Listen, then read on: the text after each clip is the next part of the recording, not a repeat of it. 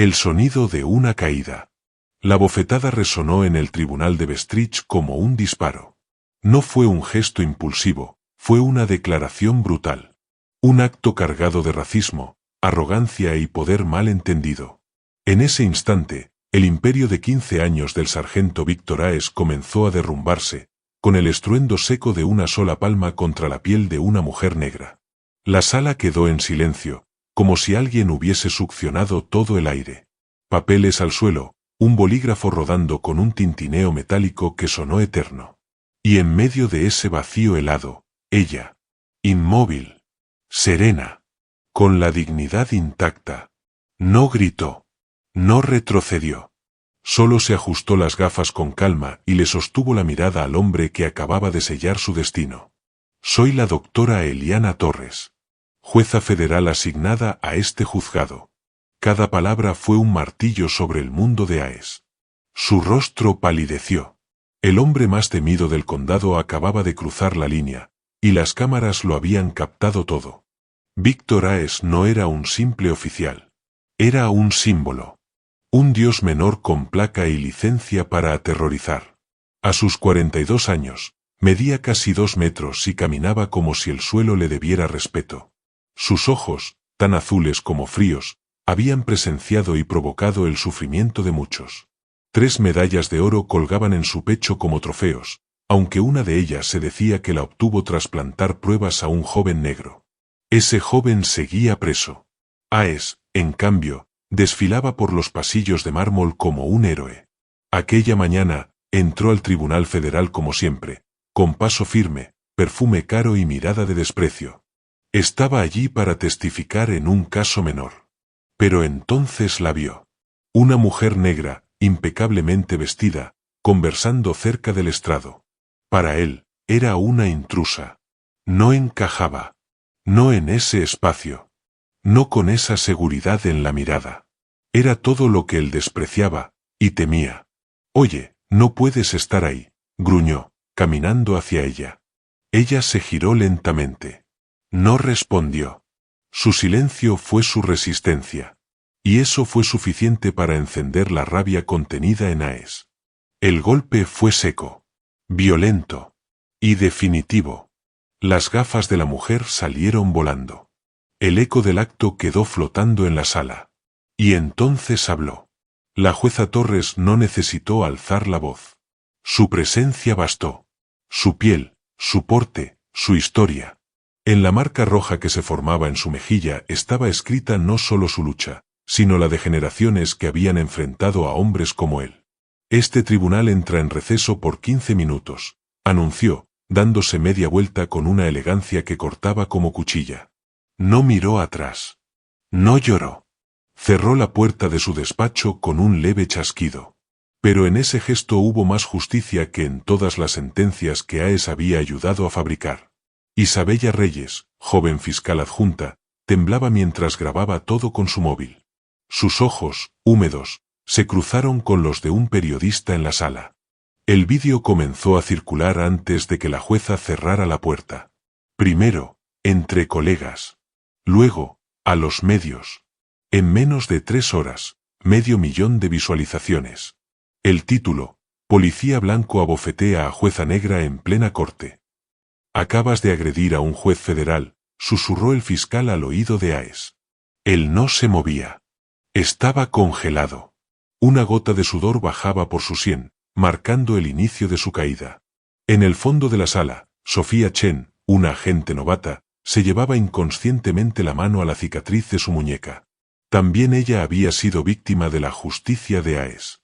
Y ahora, observaba en silencio cómo se desmoronaba. En la oficina del jefe de policía de Bestridge, el caos era total. El teléfono no paraba de sonar.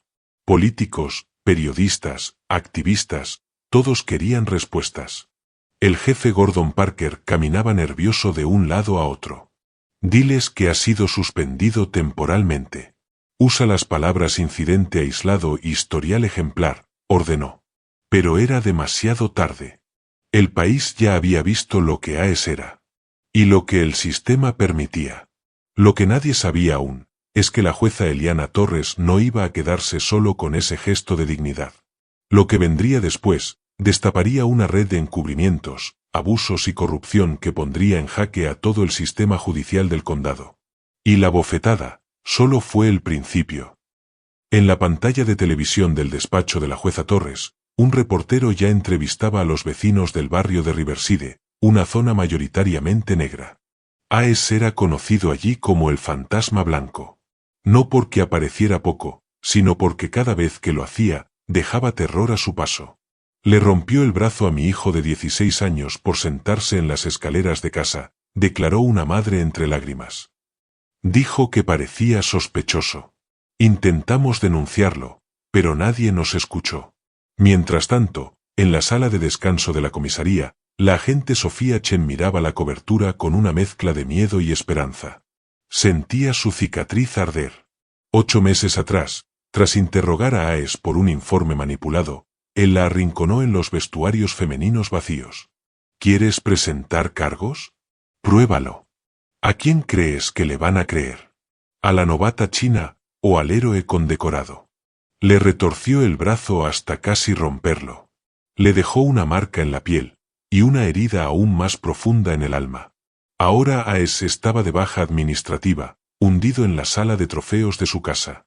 3 botellas vacías de whisky caro sobre la mesa. El teléfono vibró. Mensaje del jefe Parker. Control de daños. Di que fue un malentendido. Estamos intentando silenciarlo. Del otro lado de la ciudad, la jueza Torres no había dado ninguna declaración pública. Con un moratón en la cara, dirigía los procedimientos vespertinos con una calma que descolocaba a los periodistas, quienes esperaban una reacción explosiva. Al final del día, en el aparcamiento privado del tribunal, una joven abogada se le acercó. Doctora Torres, soy Isabella Reyes, fiscal adjunta. Yo grabé el vídeo. Pero, eso no es todo. Se le quebró la voz. He denunciado todos los abusos de Aes en los últimos 3 años. Nadie me escuchó. Torres la miró con profundidad. En mi despacho. Mañana. 7 en punto. Trae todo lo que tengas. A la mañana siguiente, Reyes llegó con una carpeta digital. 47 denuncias. Todas de víctimas negras o latinas. Todas ignoradas sistemáticamente. ¿Cómo conseguiste esto? Preguntó Torres, impresionada. Empecé cuando Aes agredió a mi primo tras un control de tráfico. Como nadie hizo nada, creé un sistema para rastrear cada denuncia. Mire, señaló la pantalla, siempre los mismos barrios. Siempre minorías. Siempre la misma protección desde arriba. Torres asintió lentamente. ¿Y por qué acudiste a mí ahora? Porque cuando te abofeteó, vi algo en tus ojos. No solo sentiste tu dolor. Sentiste el de todos nosotros. Mientras tanto, la reportera Amara Johnson del Best Daily escarbaba más hondo. Las antiguas víctimas de Aes empezaron a llamar a la redacción. Querían contar sus historias. Su editor, al principio reacio, ahora veía una oportunidad para destapar algo mucho más grande. Haz la serie, ordenó. Escudo azul, ¿a quién protege la comisaría? En el vestuario policial, el joven agente Ryan Lewis se sentó junto a la taquilla vacía de Aes, escuchando a sus compañeros justificar lo injustificable. Fue un malentendido. No tenía pinta de juez. Debería haberse identificado. Luis, recién salido de la academia y todavía creyente en la justicia, no pudo callarse. ¿Y si hubiera sido tu madre? ¿O tu hermana? Recibió solo miradas gélidas. Al segundo día, el vídeo había superado los 5 millones de visualizaciones. El alcalde Warren, presionado por las protestas frente al ayuntamiento, anunció una investigación independiente. Aes, atrincherado en su casa, recibía mensajes de apoyo de otros policías. Aguanta, hermano. Esto pasará. Estamos contigo.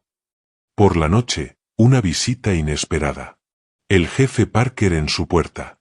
Hay prensa ahí fuera, Víctor. Necesitamos una estrategia. La jueza no ha dicho nada. Eso me preocupa. Dicen que no reacciona, que calcula. Aes palideció. ¿Qué significa eso? No lo sé. Pero creo que no está planeando una simple suspensión. Parker bajó la voz. Víctor, ¿hay algo que yo no sepa? ¿Algo que puedan usar contra ti? ¿Contra nosotros? Aes pensó en los archivos escondidos en su ordenador. Pruebas plantadas, informes falsos, grabaciones borradas. En su despacho, iluminado solo por la luz azul del monitor, la jueza Torres analizaba documentos. Un mosaico de rostros de víctimas formaba una inquietante constelación sobre la pantalla. A su lado, Isabella Reyes y Sofía Chen trabajaban en silencio. También Amara Johnson tomaba notas. Esto no es solo una bofetada, dijo Torres, tocando el moratón de su mejilla. Es un sistema diseñado para proteger a hombres como Aes y silenciar a mujeres como nosotras. Cerró el portátil. Lo que hagamos ahora, lo cambiará todo. ¿Estáis listas? Las tres mujeres asintieron.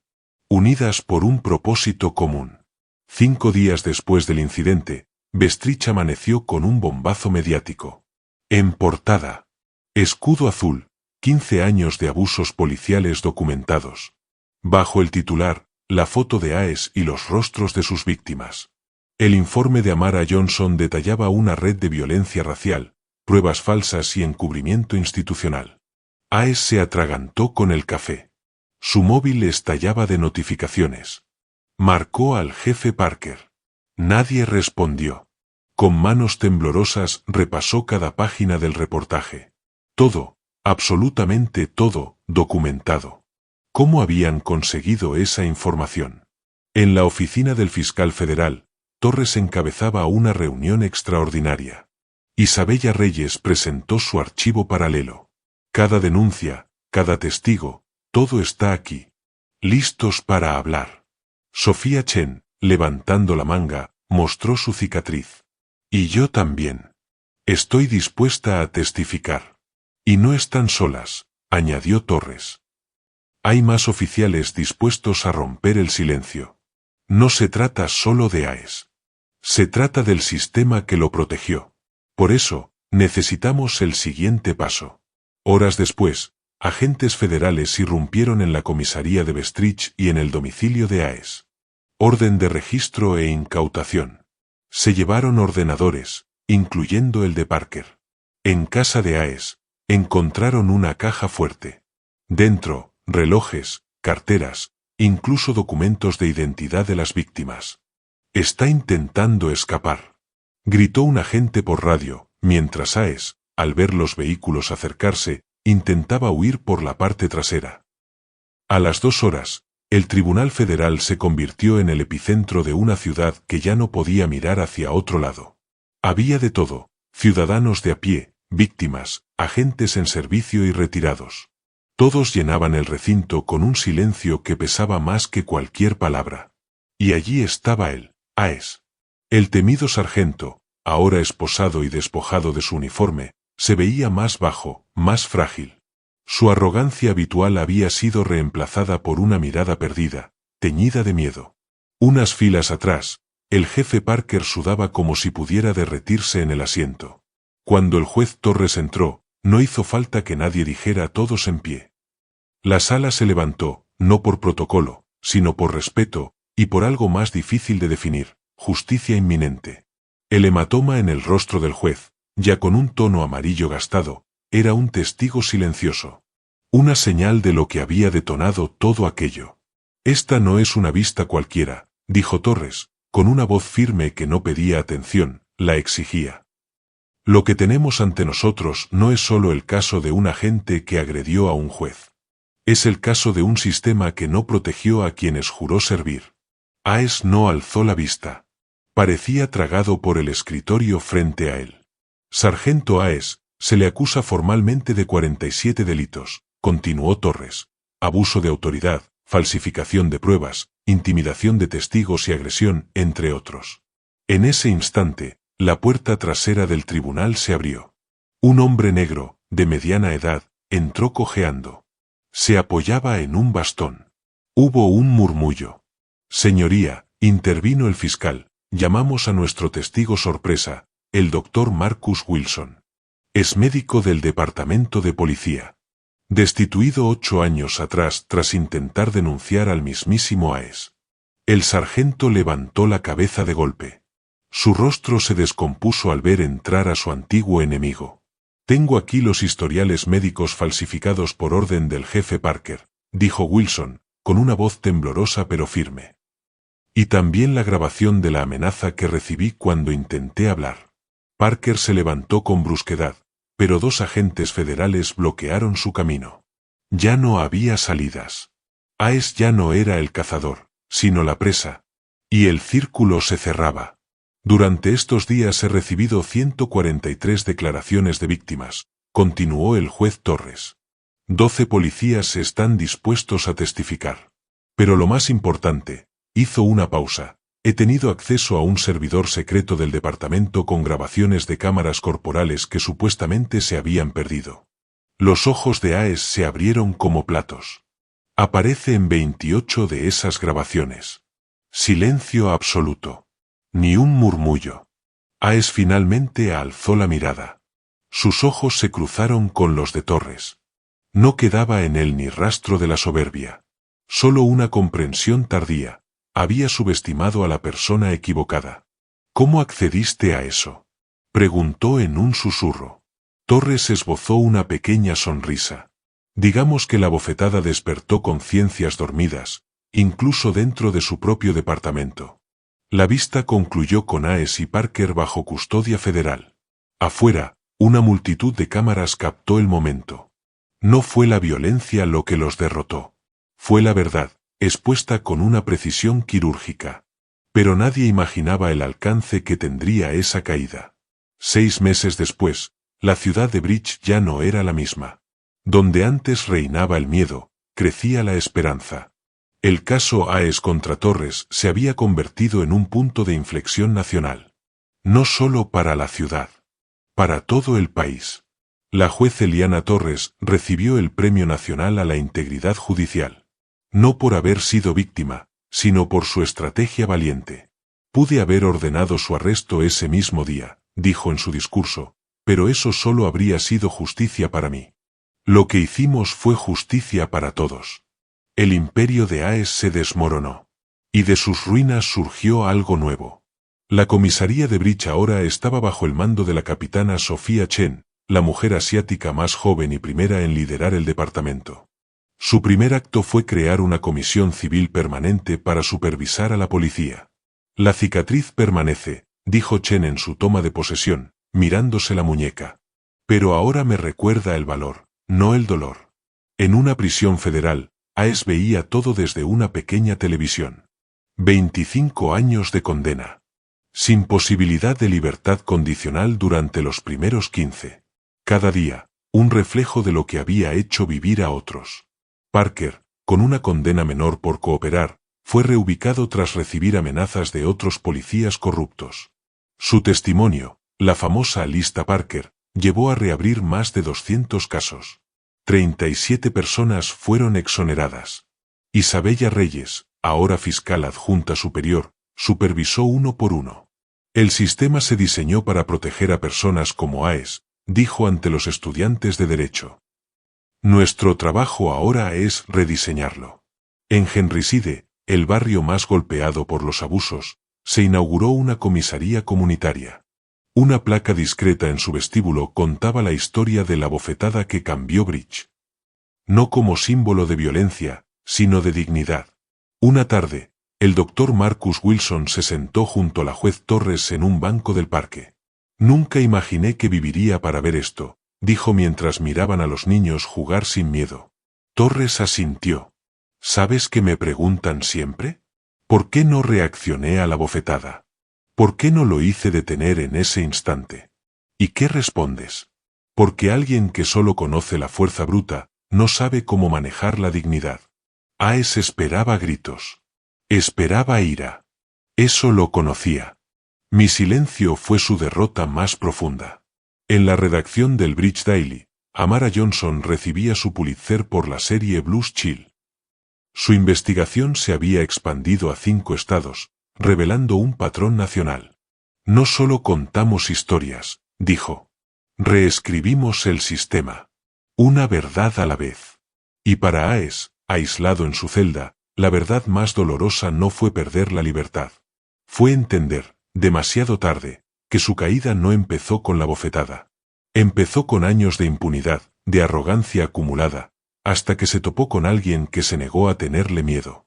Al final de su primer año como capitana, Sofía Chen presentó su proyecto estrella, cámaras corporales con grabaciones que se subían automáticamente a servidores independientes, supervisados por civiles. La justicia no es venganza, dijo a los nuevos cadetes. Es responsabilidad. Es mirar a cualquier ciudadano a los ojos y reconocer su humanidad, sin importar el color de su piel o su código postal.